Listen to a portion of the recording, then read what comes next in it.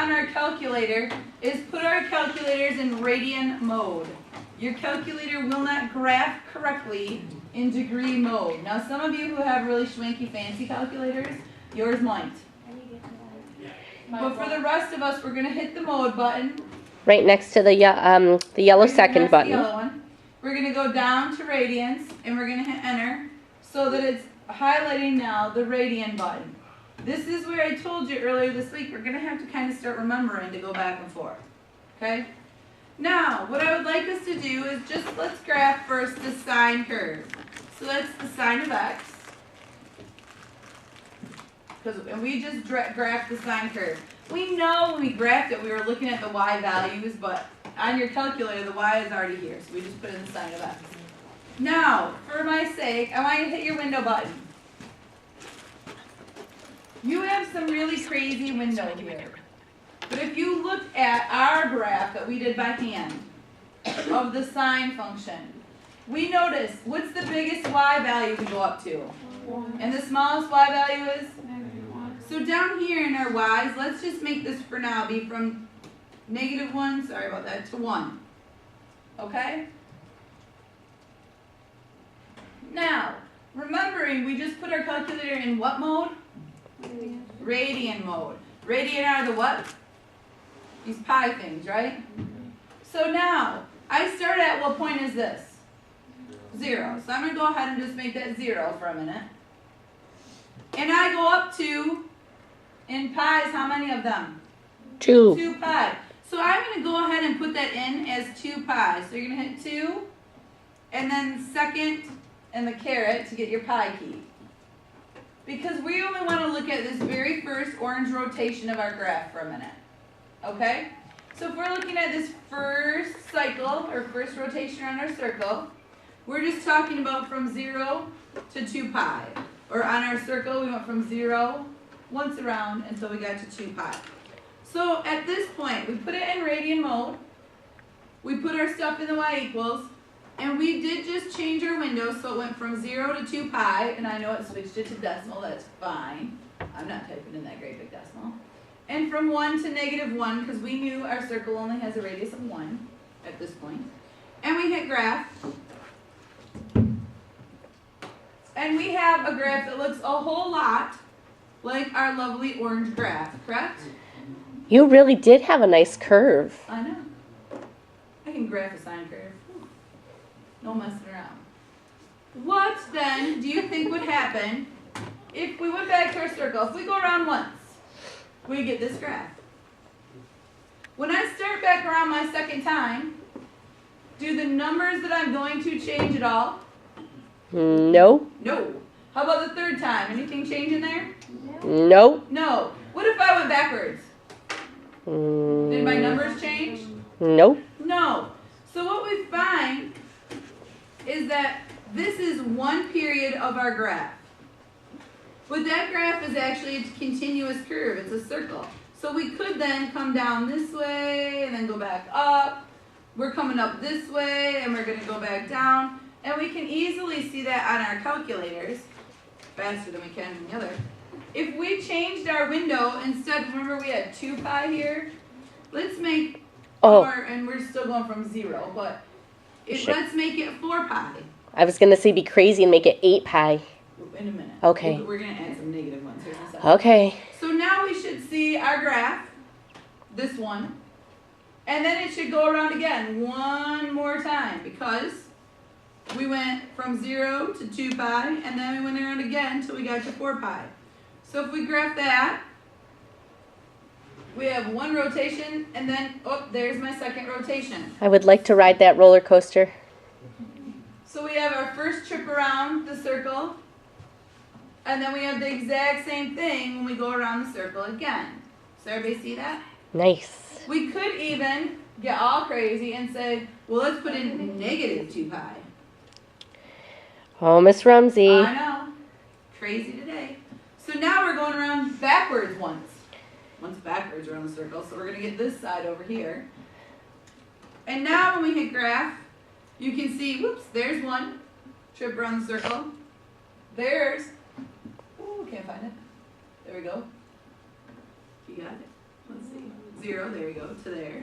To 0. There you go. Trip around the circle. I just have fat fingers, so you can't see it very good. And my third trip around the circle. So how many periods do I have here? 3. 1, 2, 3. Do you all 3 trips see? around the circle. Do you all see how she knows how many trips around the circle are in that graph? That's a yes or no. You got a yes. Okay, we got 1 yes. So 1 person knows.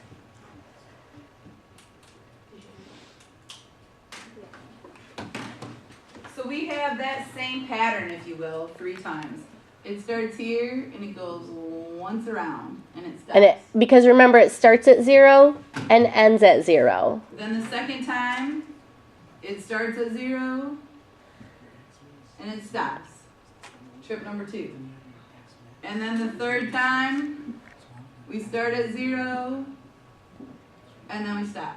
So we have 3 periods of the same graph, or 3 chunks of the same graph. We see that? Okay.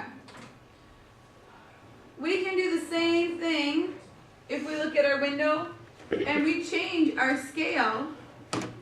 If we wanted our graph to be bigger or smaller, we can change this guy, and we'd also have to change our equation here a little bit, and we'll look at how we're going to change that tomorrow, not today. We could switch this to the cosine curve just by making it cosine instead of sine. And remember, since we have 1 period on the back side, 1 on the negative side, and 2 on the front side, let's go ahead and change that for a minute, just to be back to that 1 period again. So just from 0 to 2 pi like in the graph we did.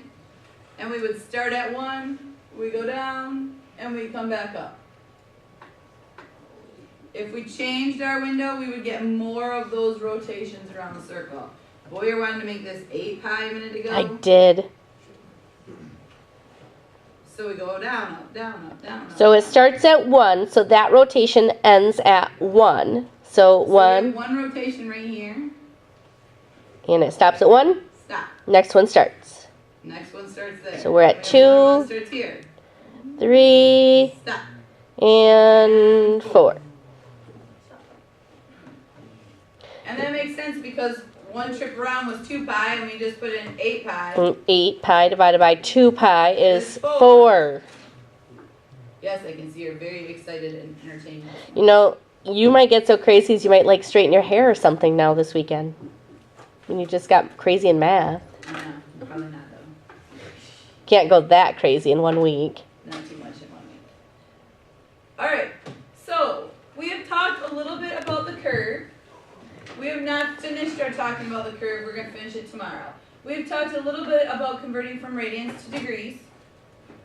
And we are going to take time now to try a few of these problems. So, in our textbook today, Now we're getting really crazy. I know, we even knew we had a textbook. Oh, I did. You can get it at keymath.com. Oh, I love it. Password Rumsey Rocks. For those of you listening on the video, let me repeat that. Keymath.com. Password Rumsey Rocks. They're so What was that, excited. Blair? Kids in class don't even know what we're talking about. Kids in class stopped listening 5 minutes ago. I know. I don't know how you could. Tough when they're doing their homework today. But not our problem. Nope. We can go back and watch the video tonight. I know, perfect.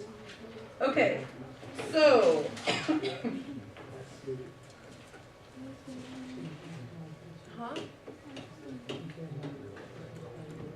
Let's see.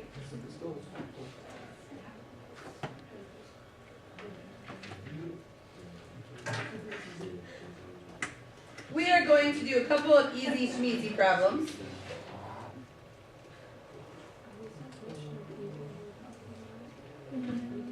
Let's see, we're going to look at page 578. Can you believe we're already on page 578? Unbelievable. And we are going to do on page 578, number 1.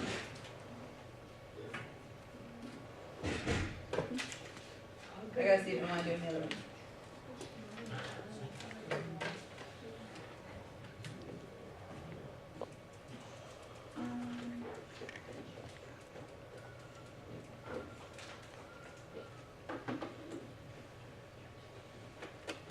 like number 1.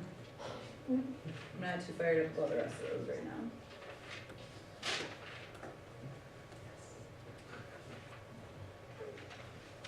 What time is it? Okay.